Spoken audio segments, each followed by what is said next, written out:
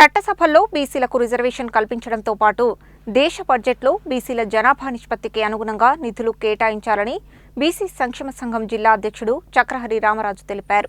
BC విద్యార్థుల స్కాలర్షిప్ల కోసం కేంద్ర ప్రభుత్వం ప్రత్యేక బడ్జెట్ మంజూరు చేసి మహిళా రిజర్వేషన్ బిల్లులో బీసీ మహిళలకు ప్రత్యేక వాటా కల్పించాలన్నారు.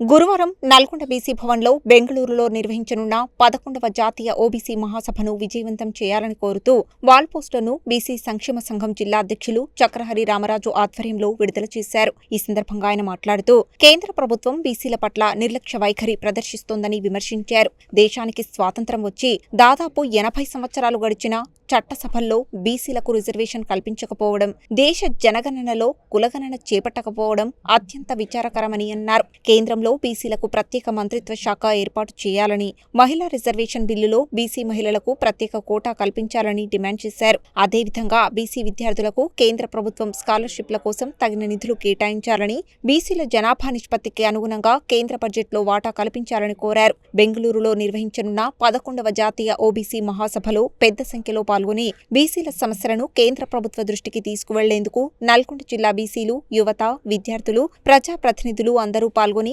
మహాసభను విజయవంతం చేయాలని పిలుపునిచ్చారు. ఈ కార్యక్రమంలో కాసోజు విశ్వనాథం, కంది సూర్యనారాయణ, నల్ల సోమ మల్లన్న, కేశపోయిన శంకర్ ముదిరాజ్, చిక్కుళ్ల రాములు, నగరికంటి కాశయ్య గౌడ్, పసుపులేటి సీతారాములు, జెల్లా ఆదినారాయణ, కొల్లోచు సత్యనారాయణ, కాసోజు శంకరాచారి, జంగాచారి, శంకర్ గౌడ్, చొల్లేటి రమేష్, విద్యార్థి సంఘ నాయకులు, మధు యాదవ్ తదితరులు పాల్గొన్నారు.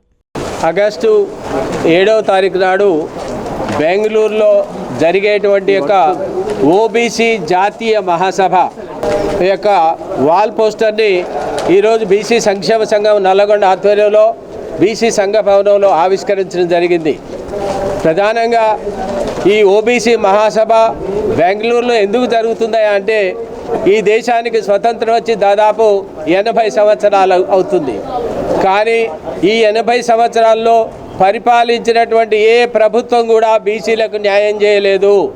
ఎందుకు ఈ మాట చెప్తున్నంటే దాదాపు 40-50 సంవత్సరాల నుంచి ఈ సంఘంలో కొన్ని డిమాండ్లతోటి అనేక పోరాటాలు చేస్తున్నాం. ఆ కొన్ని డిమాండ్లో ఏ ఒక్క డిమాండ్ కూడా ఈరోజు వరకు కూడా నెరవేర్చలేదు, ఏ ప్రభుత్వం కూడా నెరవేర్చలేదు.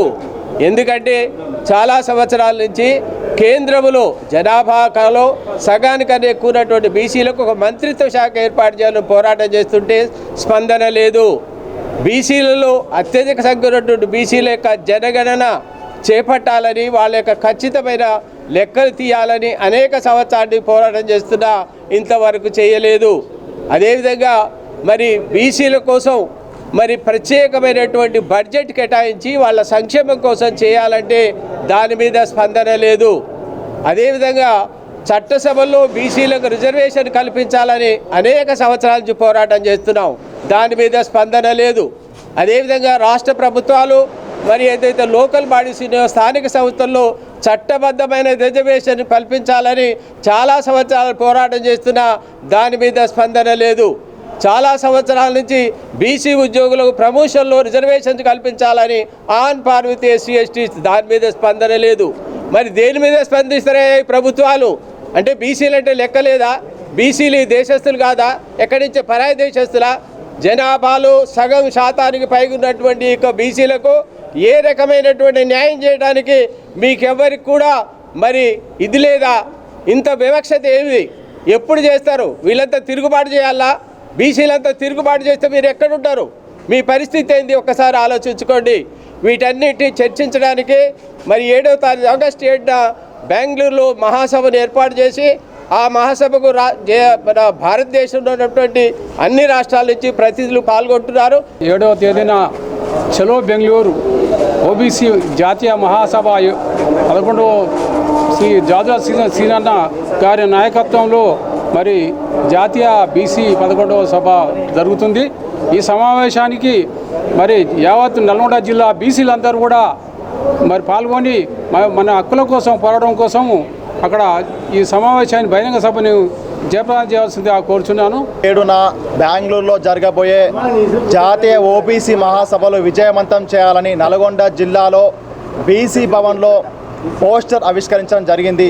మా ప్రధాన డిమాండ్లు వచ్చేసి దేశవ్యాప్తంగా జాతి జనగణనలో బీసీ కులగణన చేపట్టాలని, జనాభా తమాషా ప్రకారం బీసీలకు రిజర్వేషన్లు పెంచాలని, అదేవిధంగా చట్టసభల్లో 50% బీసీలకు రాజకీయ రిజర్వేషన్ కల్పించాలని మా ప్రధాన డిమాండ్లు.